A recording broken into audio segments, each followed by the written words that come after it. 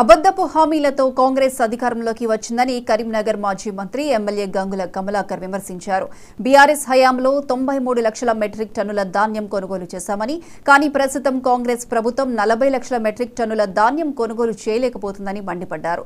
రైతులకు ఇచ్చిన హామీలు నెరవేర్చే వరకు కాంగ్రెస్ పై పోరాటం చేస్తామంటున్న కరీంనగర్ ఎమ్మెల్యే గంగుల కమలాకర్తో మా ప్రతినిధి రిషికేష్ ఫేస్ టు ఫేస్. రైతాంగ సమస్యలపై తెలంగాణ రాష్ట్ర వ్యాప్తంగా బీఆర్ఎస్ పార్టీ నిరసనలకు పిలిపించింది.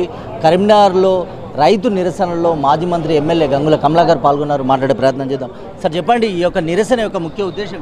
ఎన్నికల్లో హామీలో భాగంగా ఎంఎస్పీతో పాటు 500 రూపాయల బోనస్ ఇస్తా అని చెప్పింది, ప్రకటించారు. కానీ ఇప్పుడు కండిషన్ పెడుతున్నారు, సన్నవాట్లు వండించిన వారికి అని ప్రభుత్వం డిమాండ్ పెడుతుంది. ఒకవేళ సన్నవాట్లు అనేది మీరు ఎట్లా డిఫరెన్షియేట్ చేస్తారు?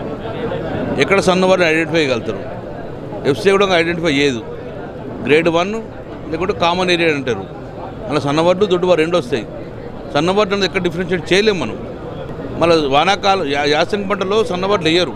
99.9% మొత్తం కూడా దొడ్డు రకం ఇస్తారు. యాసంగి పంటకు బోనస్ ఇవ్వరా? రైతులను ఆదుకోరా?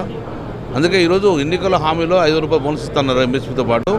ఇవ్వాలని చెప్పి ప్రధాన డిమాండ్కి ఈరోజు బీఆర్ఎస్ పార్టీ ధర్నా స్టార్ట్ చేసిండ్రు. 10 ఏళ్ళు విధ్వంసం జరిగింది. ఇప్పుడు మేము అన్ని హామీ అంటే రైతాంగ సమస్యల మీద కావచ్చు, తెలంగాణ పునర్నిర్మాణం చేస్తున్నా అని సీఎం రేవంత్ రెడ్డి. విధ్వంసం జరిగితే రైతులు 90 లక్షల మెట్రిక్ టన్ ధాన్యం ఎందుకు అమ్ముకుంటారు?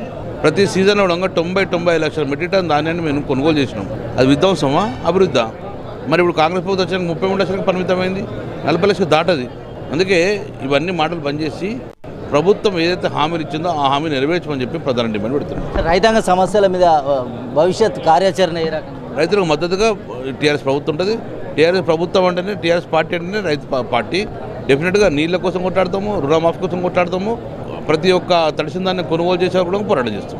రైతాంగ సమస్యలపైన పోరాటం కొనసాగిస్తామని 500 బోనస్ అనేది అన్ని రకాల పంటలకు ఇవ్వాలంటూ ప్రధాన డిమాండ్గా ఈ నిరసనలు చేపడుతున్నామని, రైతాంగం కోసం పూర్తి స్థాయిలో స్పందించే వరకు ప్రభుత్వంపై పోరాటం కొనసాగుతుందని మాజీ మంత్రి ఎమ్మెల్యే గంగుల కమలాకర్ చెప్తున్నారు.